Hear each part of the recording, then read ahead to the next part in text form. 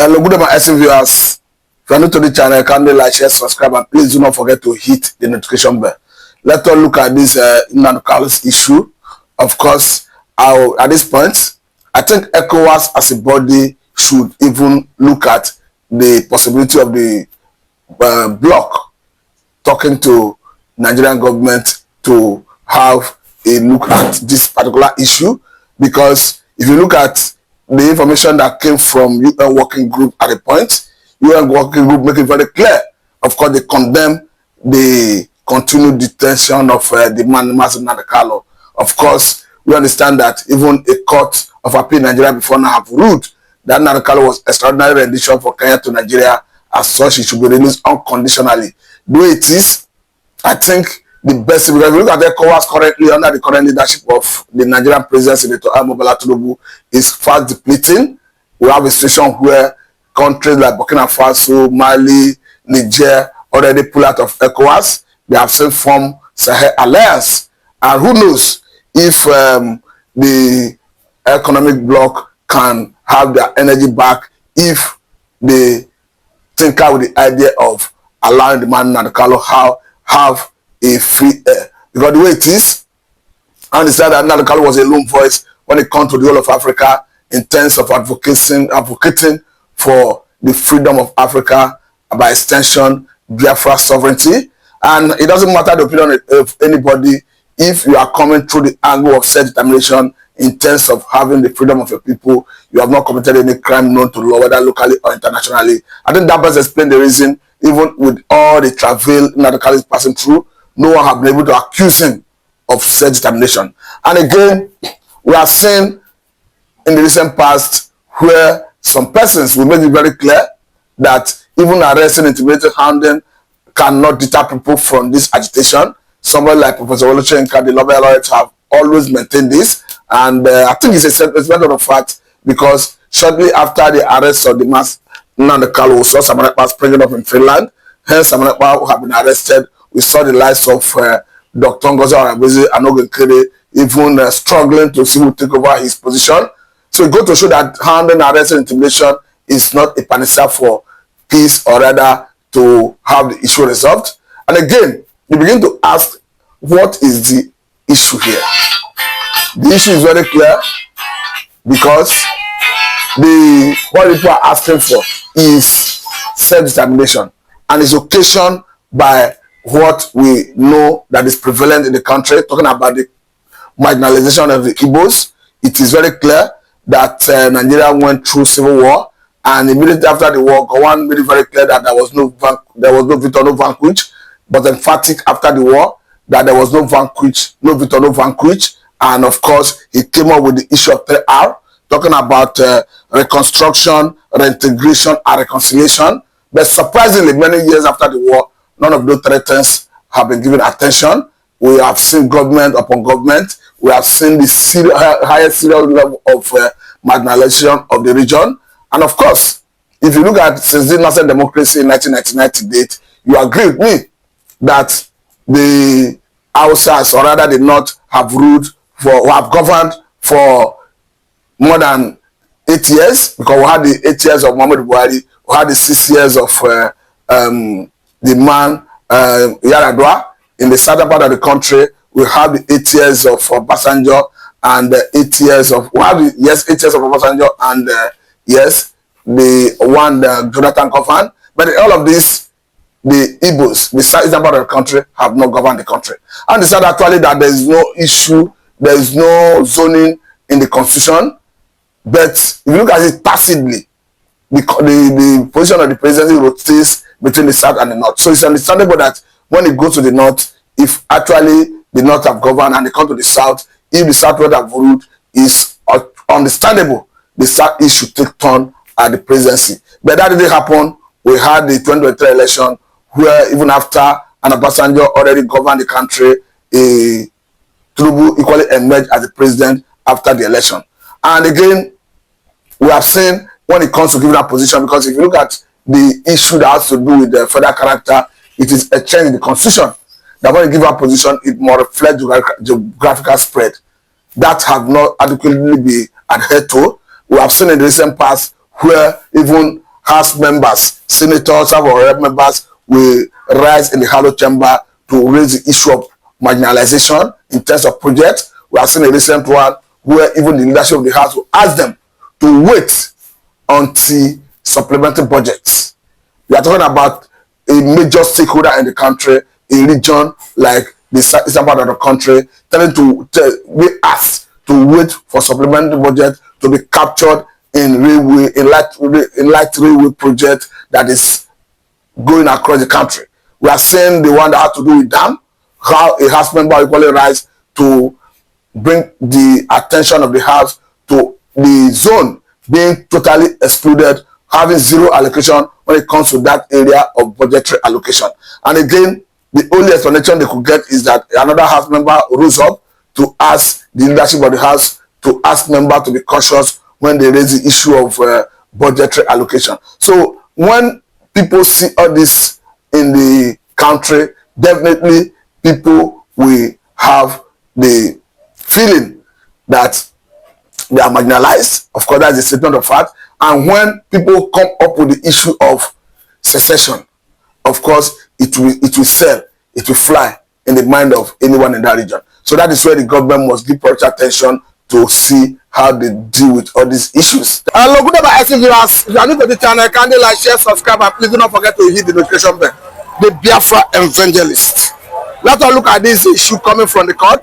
DSS is denying that they are not the one that arrested the man Nnamdi Kanu. Everybody is running away from the case, and they are saying they don't know how Nnamdi Kanu came to Nigeria.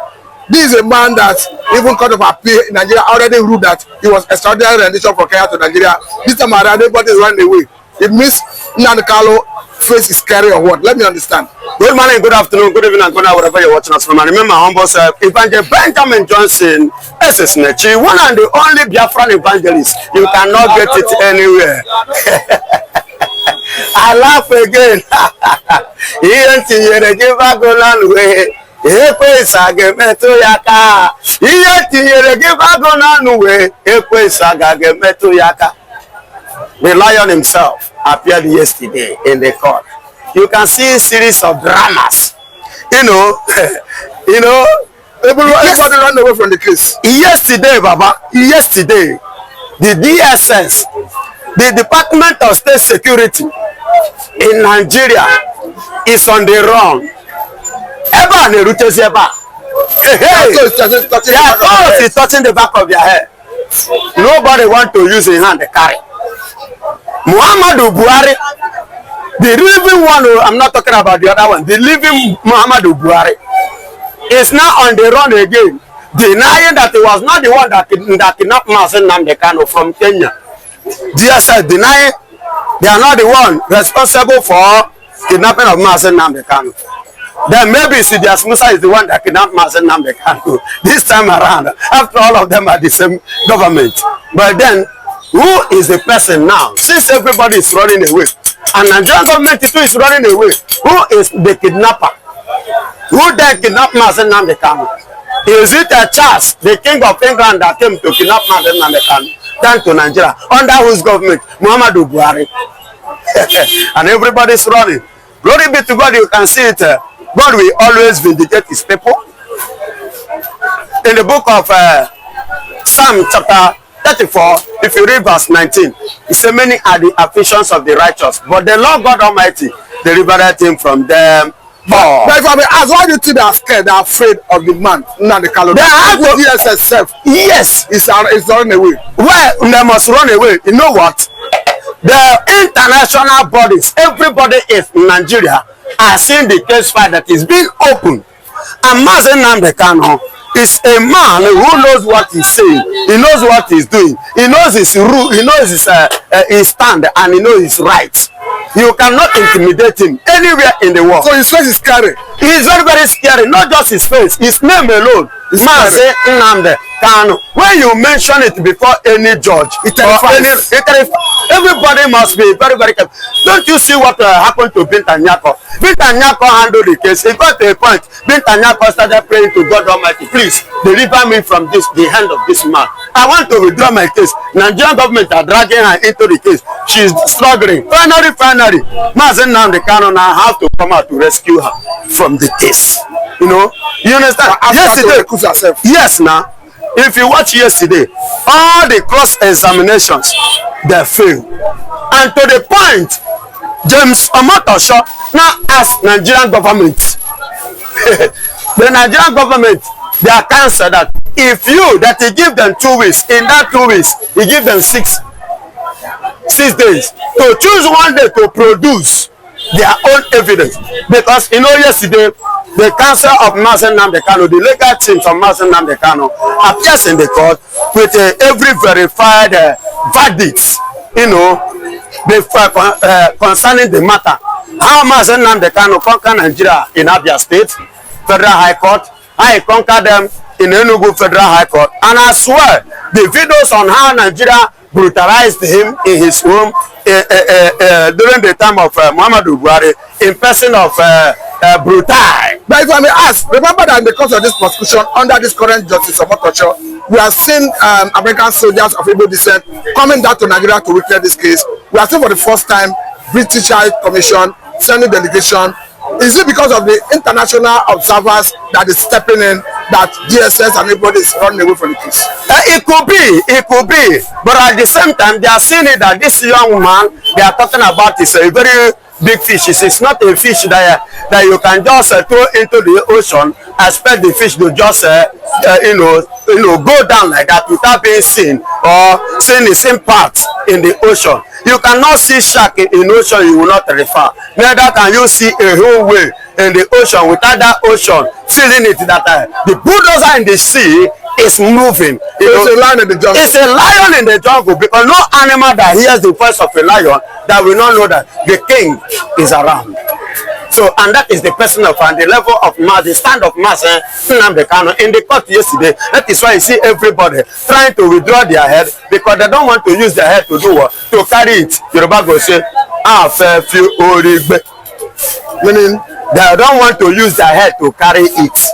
And that is why you see Omotosho himself, he want to play smart himself. He have to stand on the according to the law, and he himself want to place a legacy, you know, to give himself a credit regard to this kind case. You see what he said yesterday in one Nigerian council, that if they did not tender any legal within the seasons out of the 2 weeks that he has given to them, one day he asked them to do that. If they did not pick a day to, you know, give their own complete evidence, that is going to strike it as a weaker one. And automatically, once they strike it as a weaker one, I mean their evidence, you will definitely see that the Mazen Nnamdi Kanu automatically has conquered Nigeria once again. So once again. So he have done that at the level of court of appeal before. Not just only court of appeal, the Federal High Court in Abia State, Federal High Court in Enugu, and now Federal High Court in Abuja now. Mazen Nnamdi Kanu is giving Nigeria 99/5. Okay, now we are seeing this level of development, and we are waiting for the case, because even before now, Nnamdi Kanu have made it very clear that he was ready to remain in detention until there is an impartial judge to adjudicate this case. Now we are seeing the case ongoing. But do you think eventually, if the case continues dragging, there may be need for another political solution instead of ending the of course, Nyako suggested that, because Nyako have studied the case file, went through it. She discovered that there is no case in this matter, that at the end of the day, the political solution may be the best option to this. And she suggested it. But being the government, they decided to look down on it, because Nyako did not grant them what they actually expected from her in the case, regard to the case of Mazen Nnamdi Kanu, because of the, the crime or the sin of her husband and her son. You understand? So which Mazen Nnamdi Kanu make it clear that he did not have confidence any longer regard to the woman's presiding over this matter. And now, as you can see, James Omotosho may likely come up and end in that way, because there is something Omotosho said earlier. He said he might end up freeing Mazen Nnamdi Kanu, but I doubt if government will free him. That is another thing. you know, winning in the court doesn't mean that you are winning from the government. Do you understand? So government may decide to let you go. Even this case, it doesn't require court. It is something that government may decide to say, oh yeah, just oh yeah, go.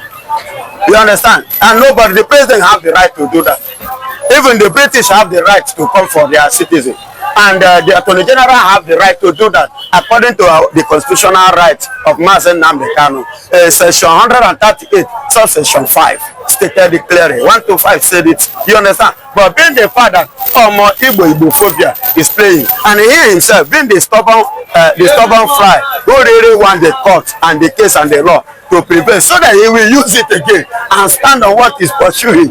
You understand? Because that is exactly the area that Nnamdi Kanu is standing. He wants to stand on the Nigerian court again, because when he formed Radio Biafra, it was registered in the London, but here in Nigeria, NBC, National Broadcasting Company, refused to acknowledge it. You understand me? But it was registered in the London, and that was what gave him the impetus to use it in the London to broadcast his this thing. You understand? So here in Nigeria, he want to use the outcome of the court to stand against Nigeria in regard of what he is pursuing. Let me say every time for a time. This is a good place to let it go. This is Nnamdi Kanu'S. Thank you very much. God bless you.